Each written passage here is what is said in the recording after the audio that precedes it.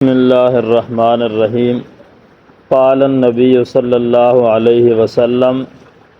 التائب من الذنب کمن لا ذنب لہ۔ نبی پاک صلی اللہ علیہ وسلم نے ارشاد فرمایا کہ گناہ سے توبہ کرنے والا ایسا ہے گویا اس نے گناہ کیا ہی نہیں۔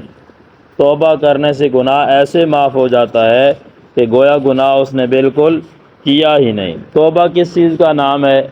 گزشتہ گناہوں پر ندامت ہو، پشیمانی ہو، پھر اللہ سے معافی مانگے اور آئندہ نہ کرنے کا پختہ عزم اور ارادہ کرے۔ اگر گناہ ہو جائے، توبہ ٹوٹ جائے تو پھر توبہ کرے، پھر توبہ ٹوٹ جائے پھر توبہ کرے، کبھی اللہ سے نا امید اور مایوس نہ ہو۔ صغیرہ گناہوں سے بھی توبہ کرتا رہے، بلکہ ہر وقت توبہ کرتے رہنا چاہیے، کیونکہ کوئی شخص بھی کسی نہ کسی گناہ کا مرتکب ہوتا ہی ہے۔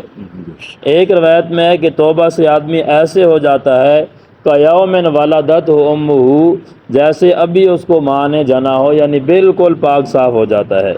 اور ایک روایت میں ہے کہ توبہ سے گناہ بالکل مٹا دیے جاتے ہیں، حتیٰ کہ قیامت کے دن اس کے گناہ پر کوئی بھی گواہ نہیں ہوگا۔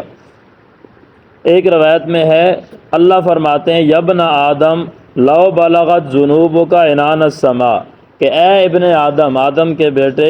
اگر تیرے گناہ آسمان کی بلندی تک پہنچ جائیں، اتنے گناہ کرے کہ ان کا ڈھیر لگ جائے، زمین بھر جائے اور پھر بڑھتے بڑھتے آسمان کی بلندیوں تک پہنچ جائیں، ثم استغفرتنی، پھر تو مجھ سے استغفار کرے، تو کہے اللہ ہو گئے معاف کر دے، فغفرت لک ولا ابالی، میں معاف کر دوں گا اور مجھے کوئی پرواہ بھی نہیں ہوگی، پوچھوں گا بھی نہیں کہ کیوں لیٹ آیا ہے، پہلے کیوں نہیں آیا، کیوں کیے، کوئی پرواہ نہیں ہے۔ قرآن میں ہے انما التوبۃ علی اللہ للذین یعملون السوء بجہالہ،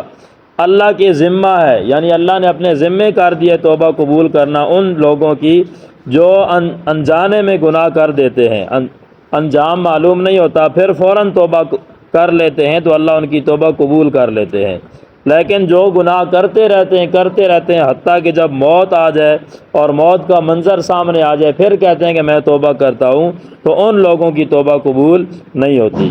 اسی طرح 28ویں پارے میں یا ایھا الذین آمنوا توبوا الی اللہ توبۃ نصوحا، ایمان والو اللہ کی طرف توبہ کرو، پختہ توبہ، امید ہے کہ اللہ تمہارے گناہ معاف کر دے گا اور تمہیں جنت میں داخل کرے گا جس کے نیچے نہریں بہتی ہیں۔ سورہ نوح میں بھی استغفار کے فوائد ذکر کیے کہ فَقُلْتُ اسْتَغْفِرُوا رَبَّكُمْ إِنَّهُ كَانَ غَفَّارًا، رب سے معافی مانگو،